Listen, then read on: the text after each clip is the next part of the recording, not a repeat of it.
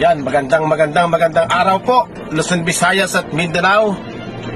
Binabati ko kayo ng magandang araw sa mga kababayan natin sa global, sa iba't ibang bansa. Dito sa Pilipinas, sa Luzon, Visayas, Mindanao, sa lahat po ng parte ng ating mundo, binabati ko kayo ng magandang araw.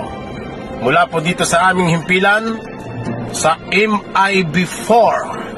Ang MIB4, inyo pong napapakinggan noon sa radyo, ngayon ay mapapakinggan nyo na sa internet. Yan po ang MIB4. Pinakikinggan ninyo noon, pinakikinggan ninyo ngayon, at pinakikinggan ninyo bukas, at inyong papakinggan araw-araw ang MIB4.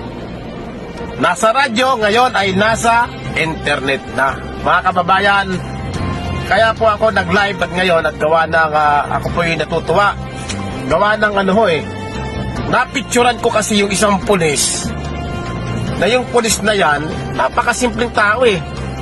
Minsan makikita mo, nagja-jogging, may napicturan ko siya.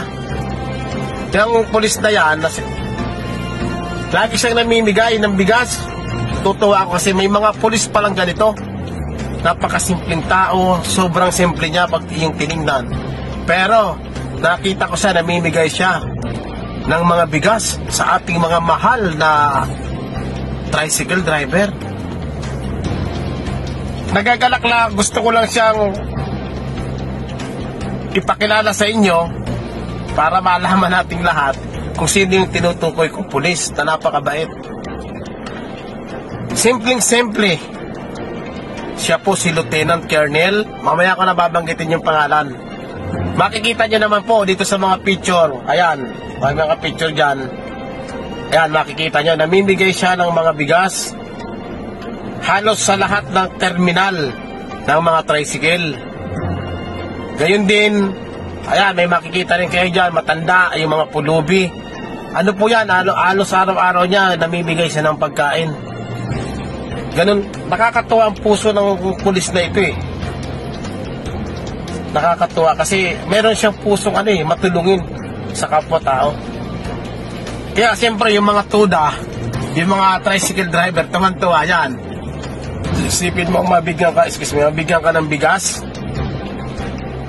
Kumbaga, hindi mo naman kaano-ano pero bibigyan ka. Napakalaking bagay po yon. Kaya ikinagagalak ko po na ipakilala sa inyo sa Luzon, Visayas, Mindanao at mag-isa buong mundo. Talagang pupurihin ko ang taong ito sapagkat nakita ko na mayroon siyang pusong dalisay, mayroon siyang puso na may damdamin na makatulong sa ating mga kapuspalan.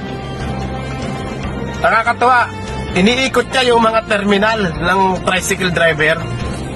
Ngayon, bibigyan niya ngayon. Yung tricycle driver, bibigyan niya ng bigas. Yung mga tao sa lansangan, yung mga pulubi, yung mga pulubi niya na nakikita nyo, patatanda, nakaupo niya kung saan-saan yan, bibigyan niya ng pagkain, ibibilan niya ng pagkain, ibibigay niya. Kaya ako yung nagagalak, may pakilala sa inyo. Alam niyo ba kung sino yung taong tinutukoy ko?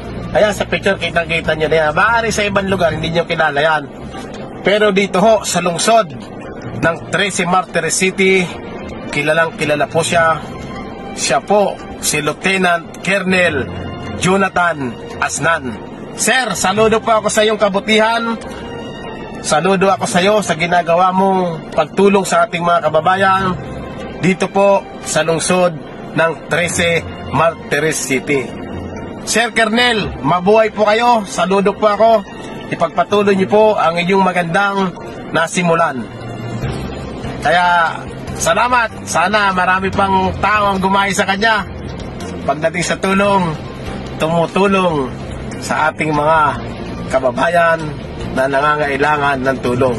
Mabuhay po kayo, Colonel Jonathan Asnan, Chief of Police ng 13 Martires City, Cavite. Mabuhay po kayo. Ito po kanyang kaibigan, Jobin po, mga kapatid, mga kaibigan ng MIB4, naglilingkod sa Diyos, sa bayan, at sa tao. Mabuhay po tayong lahat at God bless all.